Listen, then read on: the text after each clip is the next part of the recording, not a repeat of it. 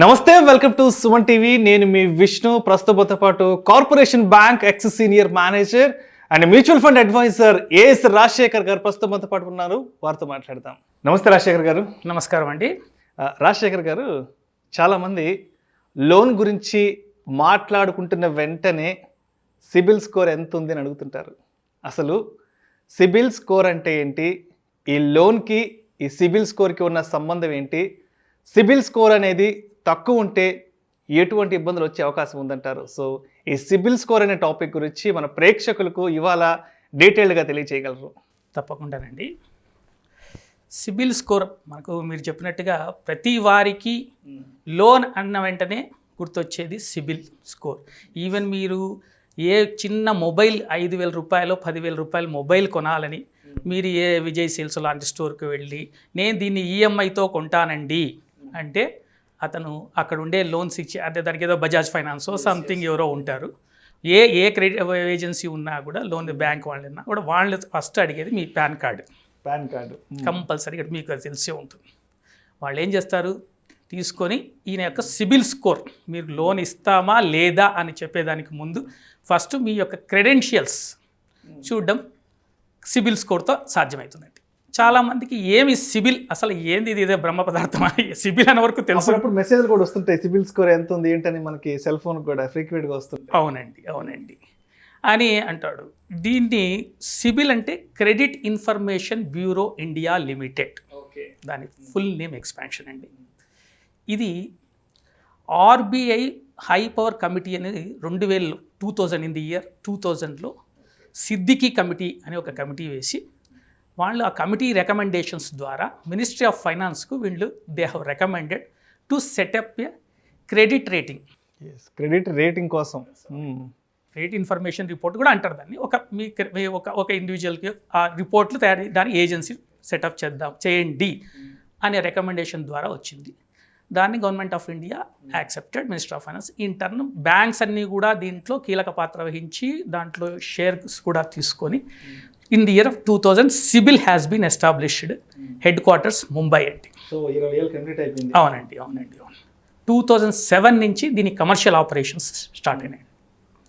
ఈ సిబిల్ చేసే పని ఏమై అంటే ఈ సిబిల్లో బ్యాంక్ మన ఇండియాలో ఉండే ప్రతి బ్యాంకు చిన్నది పెద్దది అని లేకుండా public sector, private sector, foreign banks, cooperative banks, even gramin banks, all banking institutions and non banking finance companies, all non banking finance companies credit ఏది లోన్ ఇవ్వాలనుకుంటున్న ప్రతి సంస్థ దాంట్లో సభ్యులండి. ఓకే. ఈ సిబిల్ ఏం చేస్తుందంటే మనకు లోన్ కావాలి అని అనుకుంటే బ్యాంకుకి వెళ్తే, లేదా మీరు ఇంతకుముందు చెప్పినట్టుగా ఏ లోన్ కావాలి అని బజాజ్ ఫైనాన్స్లో తీస్తారు. దాంట్లో చాలామంది చేసే ఇది ఒక చిన్న విషయం అంటే ఎడ్యుకేటెడ్గా ఉన్న వాళ్ళు they have some awareness about CIBIL score. CIBIL ఎలా ఇస్తుందంటే అండి 300 is the minimum, 900 is the maximum score. Okay. For which A individual can get depending upon his past credit history.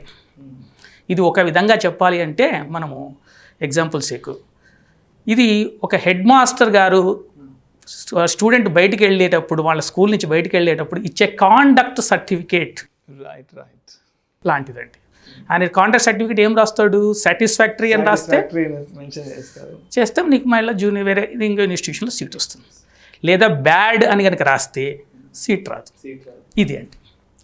So ఈ సిబిల్ దీంట్లో వచ్చే ఇదంటే మామూలుగా బ్యాంక్స్ అన్నీ చూసేటివి మినిమం 700 to 750 స్కోర్ ఉండాలండి. 700 to 750 score, CIBIL score కావాలి. ఆ 700 to 750 ఇలా చాలా depending upon the so many factors. దాంట్లో అసలు అది ఎలా ఇస్తుంది CIBIL, 30% weightage to your payment history. అంటే మీరు పాత లోన్లు ఏమన్నా తీసుకున్నారా, తీసుకున్నవి కరెక్ట్గా కడుతున్నారా, ఈఎంఐస్ ఏమన్నా ఓవర్డ్యూ అయినాయా, లేదా ఈఎంఐ చెప్పిన స్టిపులేటెడ్ డేట్ నుంచి లేట్గా ఏమన్నా కడుతున్నారా.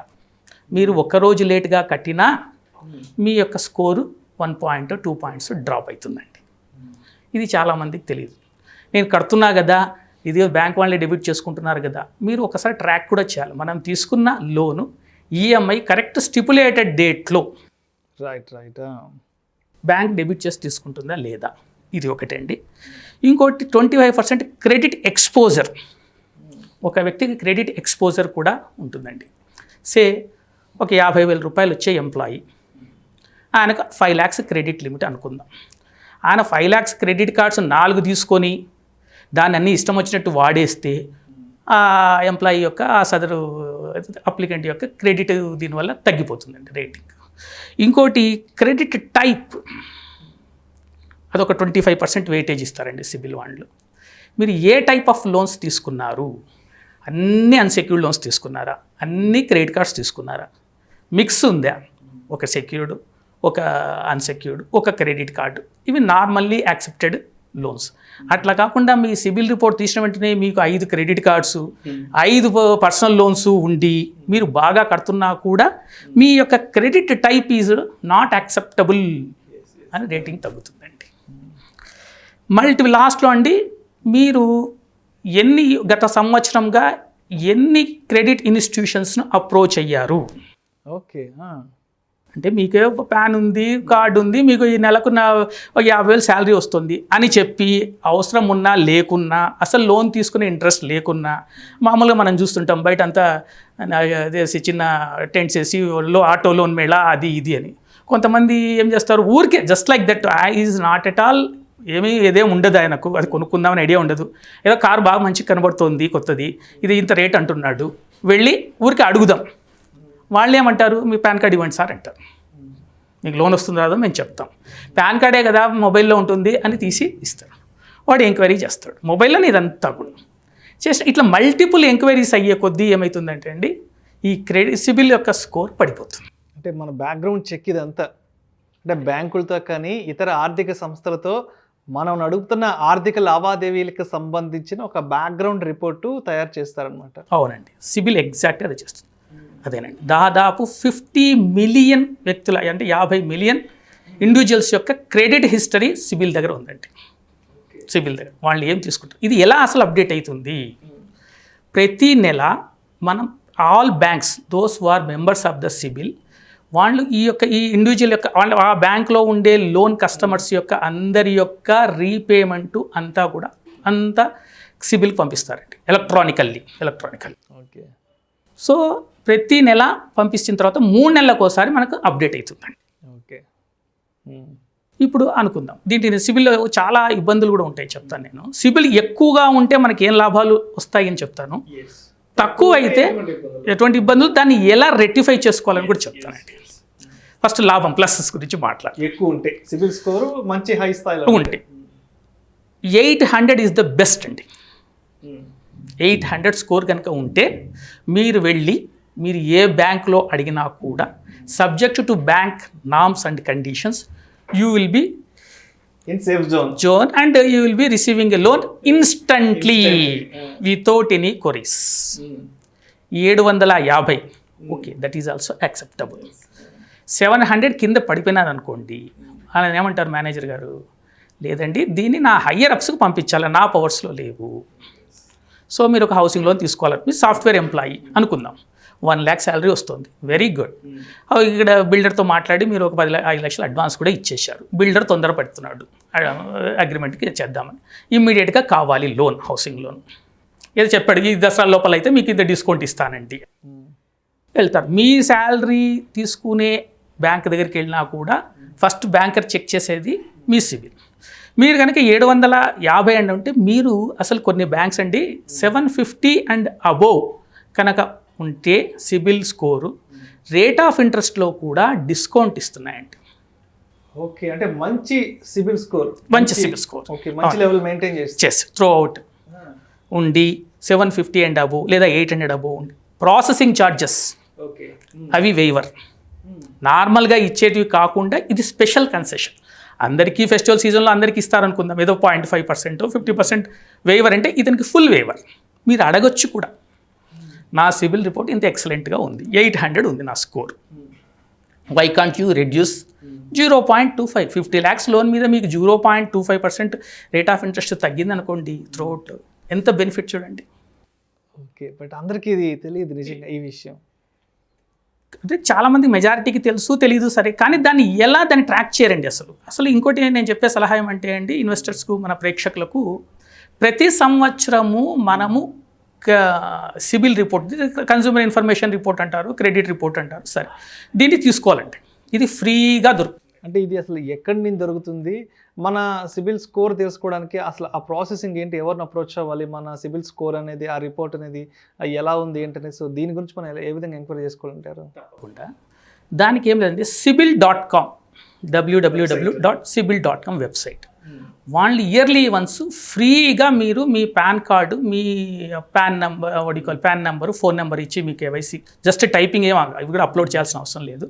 మీ మొబైల్ ద్వారా చేసినా కూడా క్రెడిట్ స్కోర్ ఫ్రీగా పంపిస్తారండి. ఓకే, సో మీకు తెలిసిపోతుంది మీరు 700లో ఉన్నారా, 750లో ఉన్నారా, 600లో ఉన్నారా. 600 బిలో కనుక అయితే లోన్స్ రావండి. అది మాత్రం ప్రేక్షకులు చాలా బాగా గుర్తుపెట్టుకోవాలి. 600 బిలో కనుక వెళ్ళిందంటే రెడ్ జోన్లో ఉన్నట్టేనండి. ఎందుకు లాభాలు చెప్పాను నేను, ఎందుకు జరుగుతున్న ఇది కూడా చాలామంది, నేను ప్రాక్టికల్గా జరిగిన ఇన్సిడెంట్ చెప్తానండి. ఒక బ్యాంకులో ఒక హై నెట్వర్త్ ఇండివిజువల్ కొడుకు ఎంఎస్లో సీట్ వచ్చిందండి యుఎస్లో. ఆయన వితౌట్ ఎడ్యుకేషన్ లోన్ కూడా ఆయన్ను he can send his sun to abroad. కానీ మీకు తెలుసు కదా, వీసా రావాలి అంటే, మనకు స్టూడెంట్ వీసా రావాలంటే వాళ్ళు అమెరికన్ ఎంబసీ వాళ్ళు they prefer the education loans. అంటే ఎడ్యుకేషన్ లోన్ మీకు బ్యాకప్ ఉంటే మీరు అక్కడ ఎంఎస్ కంప్లీట్ చేయగలరు. దానికోసం బ్యాంక్ వచ్చాడండి. వచ్చి లోన్ అప్లై చేశారు. కొడుకు పేరుతో లోన్ అప్లై చేశారు. కొడుకు ఈజ్ ద అప్లికెంట్, ఈయన కో అప్లికెంట్. ఈయన సిబిల్ బ్యాంక్ వాళ్ళు తీస్తే ఈయనకి ఎప్పుడో పాత హిస్టరీలో దాంట్లో ఒక అకౌంట్ సెటిల్డ్ అని వచ్చింది. సిబిల్ రిపోర్ట్లో settled. What does it mean? CIBIL రిపోర్ట్లో చాలా ఉంటాయి, అది చాలా ఎగ్జాస్టివ్గా ఉంటుందండి. మీరు పాత తీసుకున్న లోన్స్ రెగ్యులర్గా కడుతున్నారా, లేదా ఏమన్నా రైట్ ఆఫ్ అంటే బ్యాంక్ ఏమన్నా దాన్ని మాఫీ చేసేసి రిటర్న్ ఆఫ్ అయిపోయిందా, అప్పుడు కనబడుతుందండి రిటర్న్ ఆఫ్ అని. ఈ నేను చెప్పిన వ్యక్తిది సెటిల్డ్ అని ఉందండి ఒక అకౌంట్. నేను ఈ లోనే తీసుకోలేదు అని అన్నాడు ఆయన.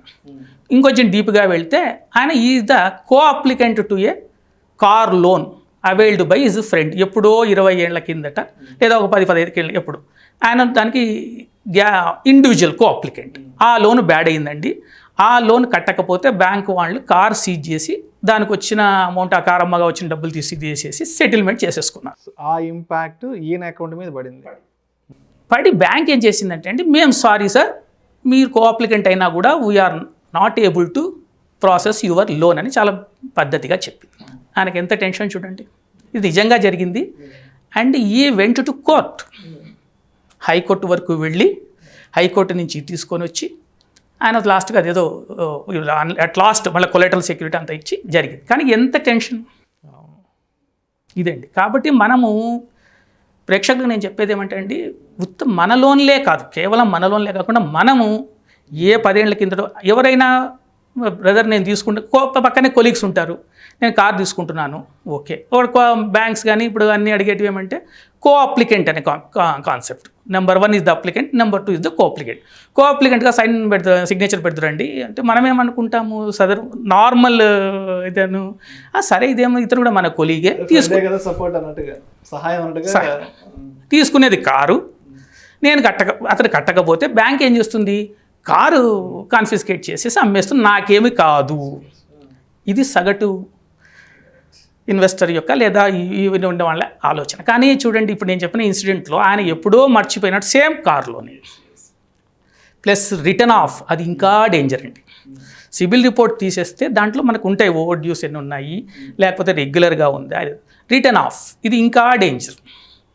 ఇది ఇలా చేస్తుందంటే ఇది క్రెడిట్ కార్డు ఉచ్చులో పడిన వాళ్లకు ఈ రిటర్న్ ఆఫ్లు తగులుతాయి. ఎందుకు మళ్ళీ ఇదే వద్దాం. ఒక 50,000 రూపాయల శాలరీ ఉండే ఎంప్లాయీ, క్రెడిట్ కార్డ్స్ ఇప్పుడు మీకు తెలుసు, మనం ఏ మాల్స్కి వెళ్ళినా పెట్రోల్ బంక్కి వెళ్ళినా సార్ క్రెడిట్ కార్డు ఫ్రీ అని ఎంటబడతారు. మనకు ఫ్రీగా ఇస్తున్నారు, సర్వీస్ ఛార్జెస్ ఏమీ లేవు, 45 days క్రెడిట్ వస్తుంది అన్నీ చెప్తారు. ఓకే తీసుకుంటాం, అప్లికేషన్ అక్కడే సంతకాలు పెట్టి వాళ్ళు కూడా సిబిల్ చెక్ చేస్తారు, ఓకే తీసుకుంటారు, బాగుంది. వాడు చెప్పిన దానికి మళ్ళీ అక్కడ వేసే ఇంట్రెస్ట్ ఓడ్యూ ఇంట్రెస్ట్కు కనుక ఎక్కువ ఉండి సే 24% అండ్ అబోవ్ ఉంటుందని నేను అనుకుంటున్నాను. The first bank to bank అండి అది. దానివల్ల ఆ సదరు తీసుకున్న కార్డు తీసుకున్న అతను ఏమంటాడో, నాకు మీరు చెప్పిన దానికంటే ఎక్కువ వేశారు, నేను కట్టను పో.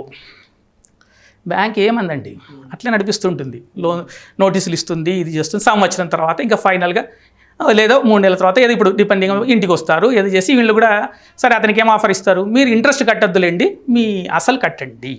ఈయన కూడా ఎగిరి అంతేసి ఓకే నాకు ఇంట్రెస్ట్ అంతా నాకు వేవ్ అవుతుంది కదా అనేసి కడతారు. అది సెటిల్డ్.